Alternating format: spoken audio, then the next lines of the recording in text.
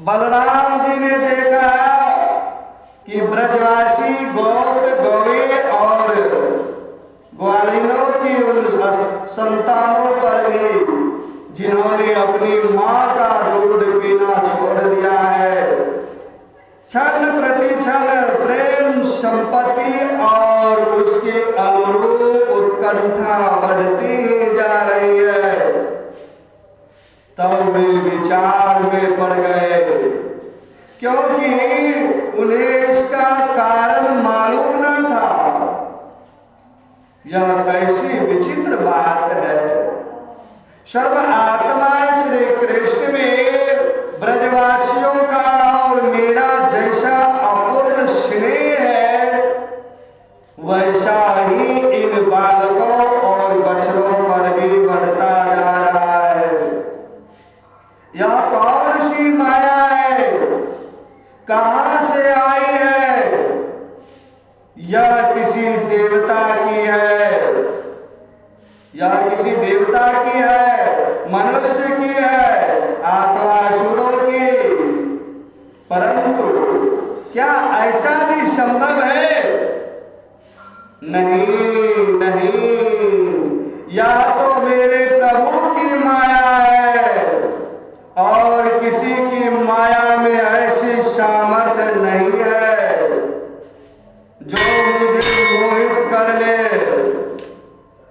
बलराम जी ने ऐसा विचार करके ज्ञान दृष्टि से देखा तो उन्हें ऐसा मालूम हुआ कि इन सब बछड़ों और ग्वाल वालों के रूप में केवल श्री कृष्ण ही है, श्री कृष्ण ही है। तब उन्होंने श्री कृष्ण से कहा, बलराम कह रहे हैं श्री कृष्ण से कि भगवान, ये ग्वाल और बछड़े ना देवता है और ना तो कोई ऋषि मुनि है। इन भिन्न भिन्न रूपों का आश्रय लेने पर भी आप अकेले ही इन रूपों में प्रकाशित हो रहे हैं। कृपया स्पष्ट करके थोड़े में ही यह बतला दीजिए कि आप इस प्रकार बछड़े, बालक, सिंगी, रस्सी आदि के रूप में अलग अलग क्यों प्रकाशित हो रहे हैं। तब भगवान ने ब्रह्मा की सारी करतूत सुनाई और बलराम जी ने सब बातें जान ली। परीक्षित, जब तक ब्रह्मा जी ब्रह्मलोक से ब्रज में लौट आए, उनके कान मानस के अब तक केवल एक त्रुटि जितनी देर में तीखी सुई से कमल की पोखरी छीने समय व्यतीत हुआ था, उन्होंने देखा कि भगवान श्री कृष्ण ग्वाल बाल और बछड़ों के साथ 1 साल से पहले की भांति ही कीड़ा कर रहे, खेल रहे। ब्रह्मा जी सोचने लगे, गोकुल में जितने भी ग्वाल बाल और बछड़े थे, वे तो मेरी मायामयी शैया पर सो रहे हैं। उनको तो मैंने अपनी माया से अचेत कर दिया था, वे तब से अब तक सचेत नहीं हुए हैं।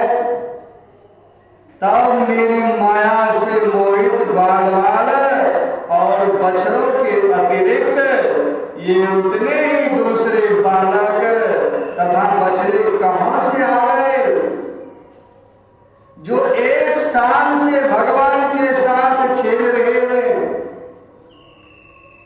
ब्रह्मा जी ने दोनों स्तनों पर दोनों को देखा। ब्रह्मा जी ने दोनों स्थानों पर दोनों को देखा और बहुत देर तक ध्यान करके अपनी ज्ञान दृष्टि से उनका रहस्य खोलना चाहा। इन दोनों में कौन से पहले के बाल बाल हैं और कौन से पीछे बना लिए गए हैं?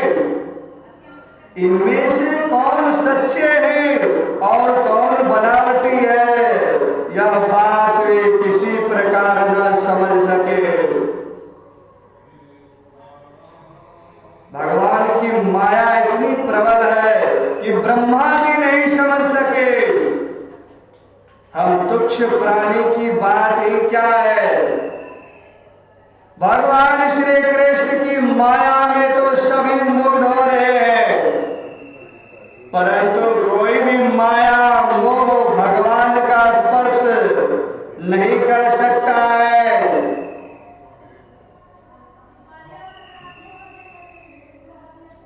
ब्रह्मा जी उन्हीं भगवान श्री कृष्ण को अपनी माया से मोहित करने चले थे, किंतु उनको मोहित करना तो दूर रहा, वे अजन्मा होने पर भी अपनी माया से अपने आप मोहित हो गए। जिस प्रकार रात के घोर अंधकार में कुहरे के अंधकार का और दिन के प्रकाश में जुगनू के प्रकाश का पता नहीं चलता है, वैसे ही जब शुद्र पुरुष महापुरुषों पर अपनी माया का प्रयोग करते हैं, तब वह उनका तो कुछ बिगाड़ नहीं सकता है।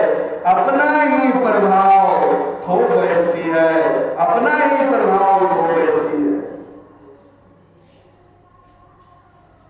ब्रह्मा जी विचार कर ही रहे थे कि उनके देखते देखते उसी क्षण सभी बाल बाल और बछड़े श्री कृष्ण के रूप में दिखाई पड़ने लगे।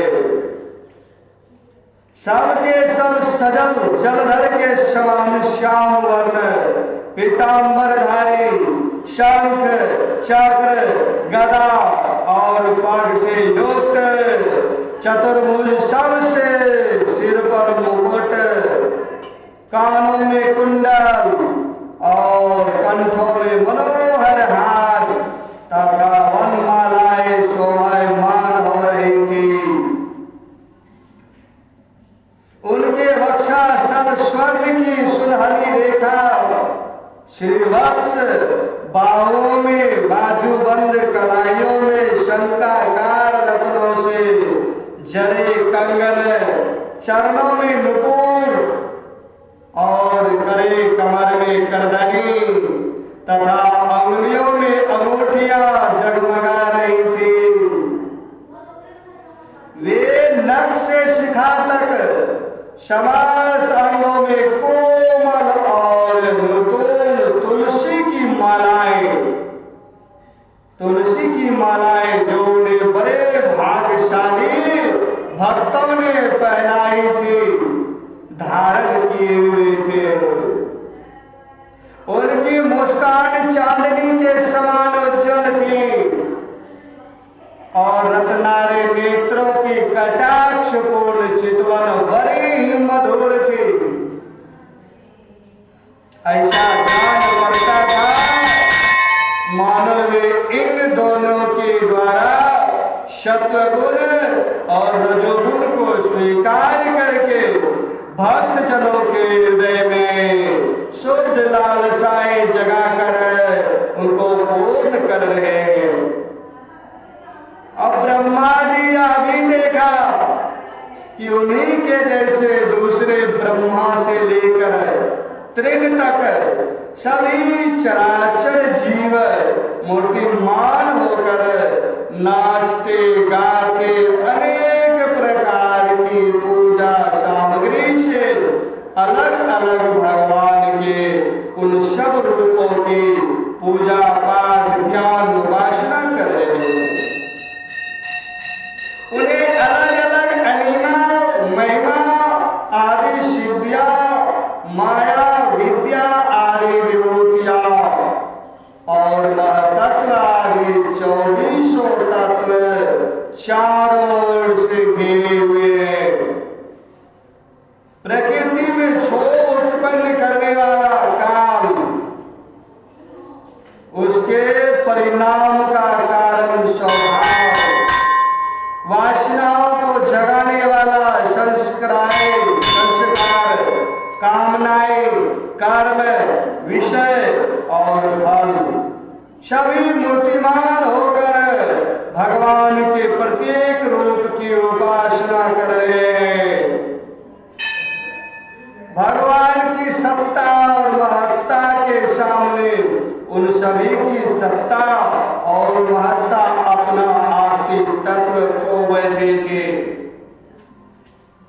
ब्रह्मा जी ने यह भी देखा कि वे सभी भूत, भविष्यत और वर्तमान काल के द्वारा सीमित नहीं है, त्रिकालाबाधित सत्य है।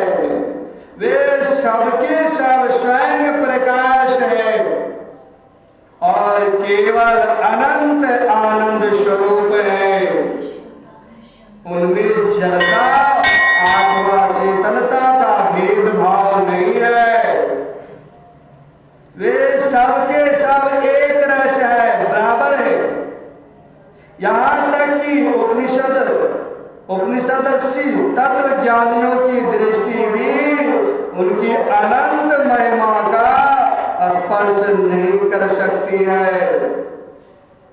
इस प्रकार ब्रह्मा जी ने एक साथ ही देखा कि वे सब के सब उन पर ब्रह्म परमात्मा श्री कृष्ण के ही स्वरूप है, जिनके प्रकाश से सारा चराचर जगत प्रकाशित हो रहा है। यह अत्यंत आश्चर्यमय दृश्य देखकर ब्रह्मा जी तो चकित रह गए। उनकी 11 इंद्रियां, 5 कर्मेंद्रियां, 5 ज्ञानेंद्रियां और 1 मन शुद्ध हुए, स्तब्ध रह गई। वे भगवान के तेज से निस्तेज होकर मौन हो गए। उस समय वे ऐसे स्तब्ध होकर खड़े रह गए मानो ब्रज के अधिष्ठात्री देवताओं के पास एक पुतली खड़ी हो। परीक्षित, भगवान का स्वरूप तर्क से परे है। उसकी महिमा असाधारण है। वह स्वयं प्रकाश है, आनंदमय स्वरूप है और माया से अतीत है। वेदांत भी साक्षात रूप से उसका वर्णन करने में असमर्थ है। इसलिए उससे भिन्न निषेध करके आनंद स्वरूप ब्रह्म का किसी प्रकार कुछ संकेत करता है। यद्यपि ब्रह्मा जी समस्त विद्याओं के अधिपति है, तथापि भगवान के दिव्य स्वरूप को वे तनिक भी न समझ सके कि यह क्या है। यहाँ तक कि वे भगवान के उन महिमामय रूपों को देखने में भी असमर्थ हो गए। उनकी आंखें मुंद गई। भगवान श्री कृष्ण ब्रह्मा के इस मोह और असमर्थकता को जानकर बिना किसी प्रयास के तुरंत अपनी माया का पर्दा हटा दिया। इससे ब्रह्मा जी को ब्रह्म ज्ञान हुआ। इससे ब्रह्मा जी को ब्रह्म ज्ञान हुआ। वे मानो मरकर फिर जी उठे। सचेत होकर उन्होंने ज्यों त्यों करके बड़े कष्ट से अपने नेत्र खोले, तब कहेंगे अपना शरीर और यह जगत दिखाई पड़ा। फिर ब्रह्मा जी जब चारों ओर देखने लगे, तब पहले दिशाएं और उसके बाद तुरंत ही उनके सामने वृंदावन दिखाई पड़ा। वृंदावन सबके लिए एक सा प्यारा है। जिधर देखिए उधर ही जीवों को जीवन देने वाले फल और फूलों से लदे हुए, हरे हरे पत्तों से लहराते हुए वृक्षों की पाते शोभा पा रही है। भगवान श्री कृष्ण की लीला भूमि होने के कारण वृंदावन में क्रोध, तृष्णा आदि दोष प्रवेश नहीं कर सकते और वह स्वभाव से ही परस्पर दुस्तच्छ और रखने वाले मनुष्य और पशु पक्षी भी प्रेमी मित्रों के समान हिल मिल कर एक साथ रहते हैं। ब्रह्मा जी ने वृंदावन का दर्शन करने के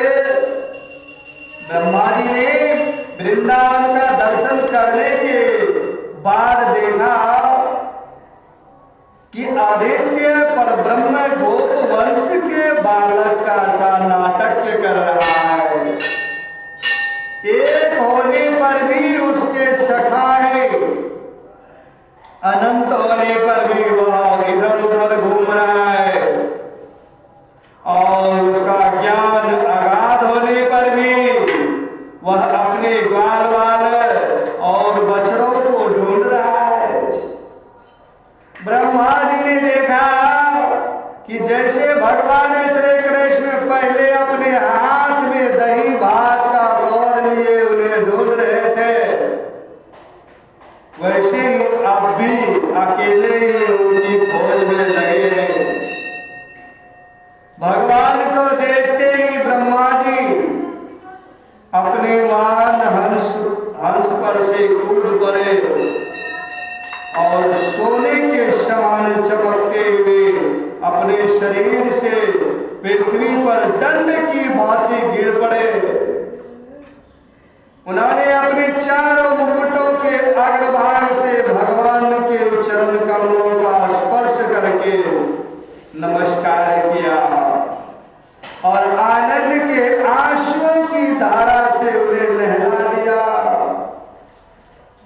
वे भगवान श्री कृष्ण की पहले देखी हुई महिमा का बार बार स्मरण करते हुए, ध्यान करते हुए, कीर्तन करते हुए उनके चरणों पर गिरते और उठ कर फीड गिर पड़ते। इसी प्रकार बहुत देर तक वे भगवान के चरणों में ही पड़े रहे। फिर भी धीरे धीरे उठे और अपने नेत्रों के आंसू पोंछे। प्रेम और मुक्ति के एकमात्र उद्गम भगवान को देखकर उनका सिर झुक गया। वे कांपने लगे, अंजलि बांध कर बड़ी नम्रता के और एकाग्रता के साथ गदगद वाणी से भगवान की स्तुति करने लगे। श्यावर